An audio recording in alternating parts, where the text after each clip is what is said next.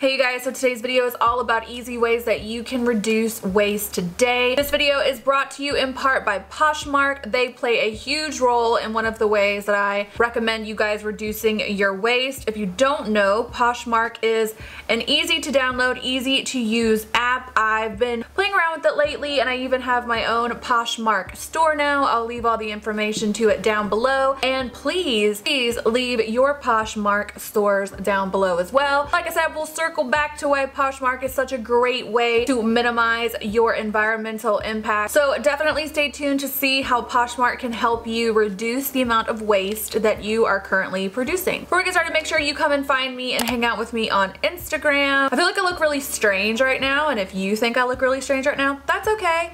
I've just been kind of playing a little bit more with a more chill, like natural laid back hair and makeup style. For those of you who don't know, I'm a full-blown hair extension addict and I am trying to go into rehab for it. This is all my own stuff. And I was kind of going for that like messy, like, I don't know, I think it's called a bend, less than a curl. But when you see the pictures on Instagram and girls have like kind of frizzy, like beachy hair, it looks really, really beautiful and like effortless on them. But right now in the camera, I feel like I look like I just rolled out of bed. And the sad thing is this took a while to do. So anyway, let's just get started. So in my opinion, one of the easiest and probably one of the more important ways that you can go about reducing the waste that you're producing to switch from using plastic shopping bags to something more reusable. This is my big giant bag of reusable shopping bags. I got them at Amazon. I think I have about 24, 25, and so far I've never needed to actually supplement with using the store's bags. As you can see, this thing is actually pretty massive, so automatically it's really great because you can easily get all of your groceries in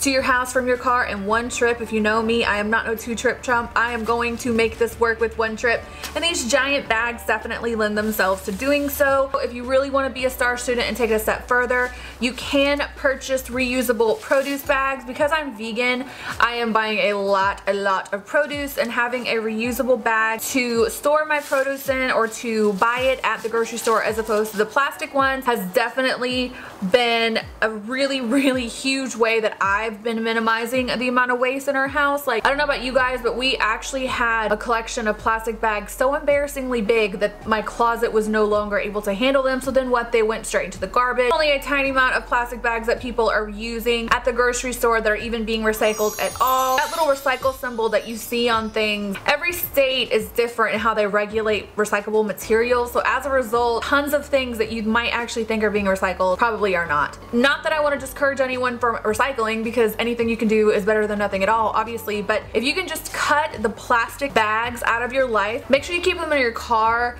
It's a really easy way not to like end up having to use the store's bag. Plastic bags are just terrible for the environment. They end up in the ocean most of the time. Production of these plastic bags is actually... There's a thunderstorm brewing, so sorry if you can hear that. Production of plastic bags are actually leaking toxins into the ocean as well. One of the major things you're gonna hear me talk about in this video is basically trying to get you guys to look at what you're doing from a wasteful versus sustainable way. And the population on planet Earth is only getting more and more saturated all the time. We're producing more waste as individuals. We've got to figure out a way to cut this down. Anything you can do to minimize the amount of stuff you're just throwing away in general is good, and we probably go grocery shopping at least once or twice a week, so can't stress enough how easy and amazing switching over to reusable bags can be.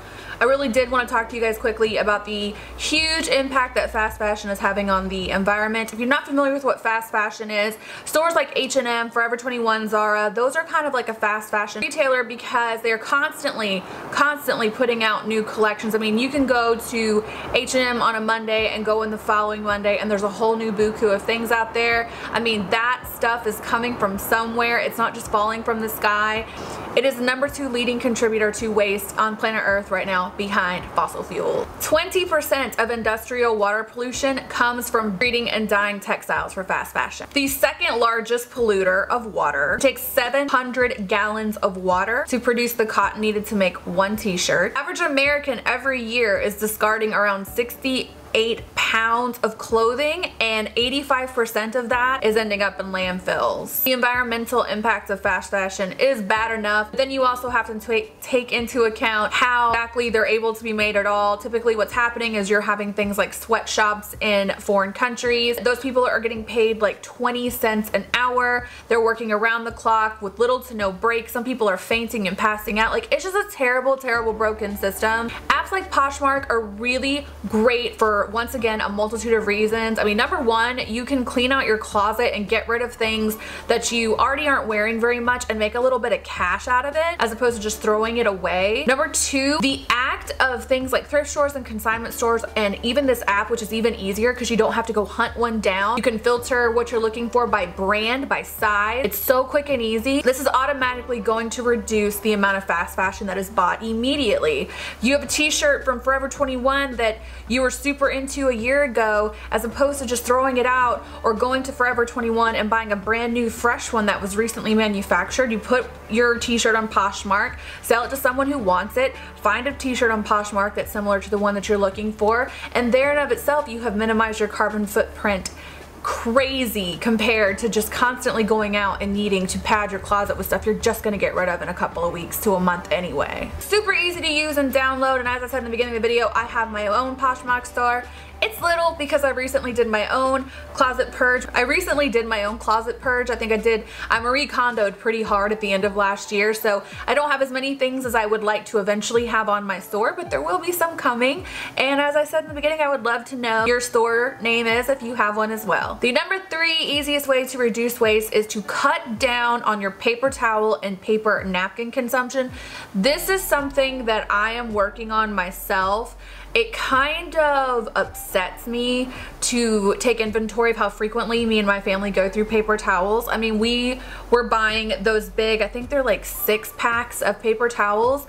They might be lasting a month. The environmental impact on the production of paper towels and paper napkins and things like that is ridiculous. I mean, the amount of fossil fuels alone that are used to ship the trees to the factory and then ship the paper towels out to the stores, and they're thrown away and hardly ever recycled. It's another really easy fix. So you guys have dish towels at home, use them more, buy more of them if you need to.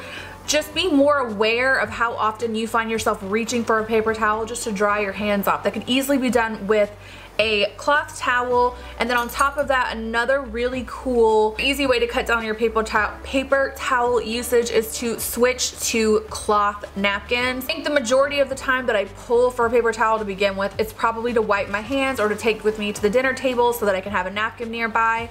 Cloth napkins are relatively inexpensive. You can buy a 4-pack for about $6. Get you a few of these, have them on hand, and how bougie and fancy will you look if you have people over for dinner and you bust out a friggin' cloth napkin like Martha Stewart, watch out. So once again, paper towels are a very easy way to start like slowly cutting back. None of this stuff I'm recommending you take away completely overnight. It's all about replacing old habits with new ones. So paper towels, gotta go. The next thing, and this is something that I was really excited to see kind of get a lot of coverage on social media and the news and stuff last year, is plastic straws. These are metal straws that I bought on Amazon. I think I heard, I didn't see this myself, but I'm glad I didn't because this kind of stuff actually really upsets me. But I feel like I heard that there was like a video of a sea turtle and something to do with the straw. I don't know if he was choking on it or trapped in it or whatever. But after that, a lot of companies, I think Starbucks was one of the ones that I heard about the most, are trying to move away from using plastic straws. And why shouldn't they? Because plastic straws in general, if you think about them, are friggin' ridiculous. I mean, it takes 10 minutes to make a plastic straw. It gets used for about 20 minutes when you're actually, you know, enjoying a beverage with one, and it will stay on this planet forever. They are non-biodegradable and nobody recycles them. The production of plastic requires a huge amount of non-renewable resources to make. Estimated that most restaurants are throwing away around 45,000 straws a year. In a study done recently that says about 90% of marine animals have consumed plastic straws. It's out of hand, it's an easy fix. Get you some of these on Amazon. I'll link them down below. When you go out for dinner or for lunch, if you can avoid getting a straw at all, I highly encourage you to do so. Plastic straws are just another one of those things that we just kind of take for granted. Some of us are just very heavily in this use, throw away, use, throw away, use, throw away kind of cycle, and there's such easy ways to break that with tiny little changes. And like I said, I think a lot of people are slowly already making the transition with this, but if you hadn't heard, now you know. Number 7, water bottles. I have had this water bottle right here for about 2 years. I feel like I bought it when I was still living in Georgia, which was 2016 at the very latest. I, like most people, was using plastic water bottles for the majority of my water beverage consumption needs, and I drink a lot of water. I pretty much drink only water, so you can imagine the dent that I was making in water bottle consumption, just me, my little self, in the span of like a month or so. I got this initially because I was tired of like needing to have a fresh water bottle near me in order to increase or to upkeep my water intake, which is very crucially important to me. I'm like a mermaid. If I don't get enough water, I literally feel like I'm gonna dry and frizzle up. It's so weird. I got this, guys, so that the only barrier to entry that I had to having water with me was just making sure I go and fill this up. This thing I think cost me about $9 or $10. It's in perfect condition. I use it all day, every single solitary day. The fact that I'm no longer contributing to buying water bottles as much as I used to at all, I mean, the difference is crazy. I really don't buy water bottles anymore. The only time that I end up with them is if I'm on the go and I forgot this guy, or if I go to a restaurant, I end up getting a bottle of water. But I'd really like to cut even down on that and just be a little bit more disciplined and mindful and keep my friend here with me at all times. It takes 1,000 years for one plastic water bottle to decompose. It also takes 3 times the amount of water to produce the water bottle than is actually in the bottle. And it is such an easy way to cut back on some of your waste. And on top of that, this guy is bigger. It's easy to fill him up, so I have definitely upped my water intake goals just from buying this, so it's kind of like a 2-for-1. Yeah, get rid of the water bottles. Last one I'm going to share with you guys might sound daunting upon first inspection, but I promise you there are ways to make this doable.